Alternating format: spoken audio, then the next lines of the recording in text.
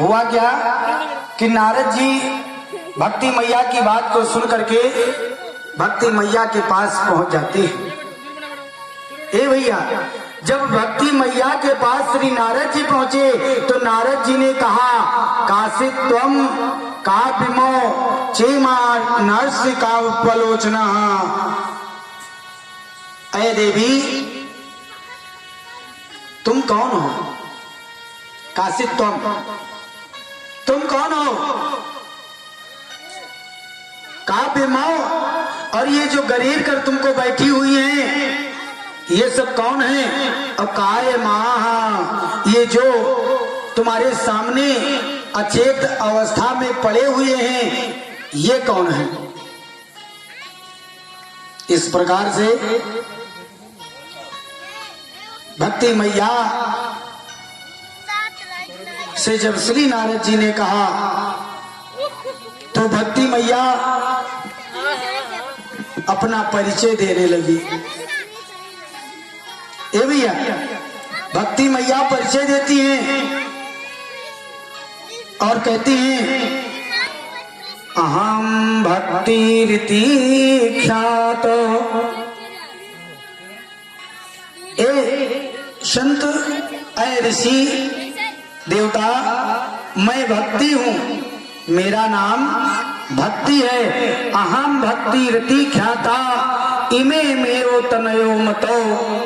और ये जो आपके सामने दोनों बच्चे पड़े हुए हैं अचेतन्य अवस्था में, ये मेरे पुत्र हैं। इमे मेरो तनयो मतो, ये मेरे तन से, उदर से जन्म लिए मेरे दोनों पुत्र हैं। इनका नाम ज्ञान और वैराग्य है। आज भक्ति मैया अपना पूरा परिचय देती हैं। अहम भक्ति रीति ख्याता इमे मेव तनयो मतो, ज्ञान वैराग्य नामानो काल योगेन जर्जरो। और संत भगवान, ये दोनों मेरे पुत्र ज्ञान और वैराग्य हैं। ये ऐसे नहीं थे, ये मेरे जैसे सरिष्ठ सुंदर नव युवक थे। तब श्री नारद जी ने पूछा कि माता जी, अभी तक तो देवी कह रहे थे, लेकिन जब भक्ति मैया ने अपना परिचय दिया कि अहम भक्ति रीति ख्यातो, मैं भक्ति हूँ, भक्ति देवी होती है, तब श्री नारद जी ने कहा, माता श्री, आपको मेरा प्रणाम। और मैं जानना चाहता हूँ आपके इन बच्चों की ये दशा कैसे हो गई? आपके बच्चे वृद्ध क्यों हो गए, पुरनिया क्यों हो गए, इनको बुढ़ापा ने क्यों गरेर लिया? इस विषय में आप मुझे अपना पूरा वृत्तांत बताइए। तब श्री नारद जी महाराज से भक्ति मैया अपना पूरा परिचय देती हैं और क्या कहती हैं? नारद सुनो, यदि तुम मेरा पूरा परिचय जानना चाहते हो तो ध्यान से सुनो। उत्पन्ना द्रविणेशाहम्, उत्पन्ना द्रविणेशाहम्, वृद्धम कर्णाटके गतः। ऐ नारद जी, मैं उत्पन्न हुई हूँ द्रविड़ देश में।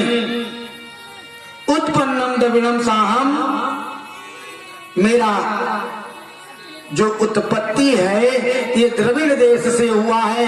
मैं द्रविड़ देश की रहने वाली हूँ।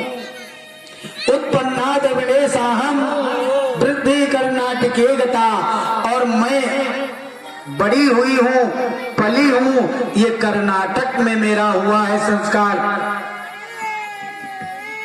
द्रविड़ देश में मैं उत्पन्न हुई हूँ, कर्नाटक में मैं बड़ी हुई हूँ, और क्वाचित क्वाचित महाराष्ट्र, जैसे जैसे मैं चलती गई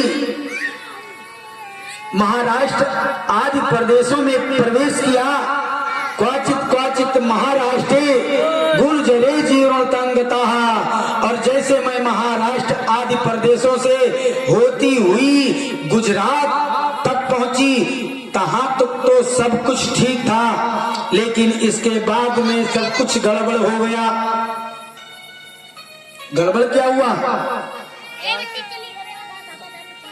तत्र घोर कालयोगे गत्पासखं खंडः खंडितांगम दुर्लभम चिंतयत्रा पुत्रभ्यं सावधानतया। जैसे नारद जी कहती हैं, नारद जी जैसे मैं गुजरात पहुंची वैसे ही मैं और मेरे दोनों पुत्र जर्जरित अवस्था को प्राप्त हो गए, बुढ़ापे को प्राप्त हो गए। और जैसे बुढ़ापे ने आकर के हम और हमारे बच्चों को गरेर लिया, वैसे मैंने श्री वृंदावन धाम का स्मरण किया और वहां से अपने बच्चों को लेकर के भागी। और भागते भागते मैं जब श्री वृंदावन धाम पहुंची तो क्या हुआ?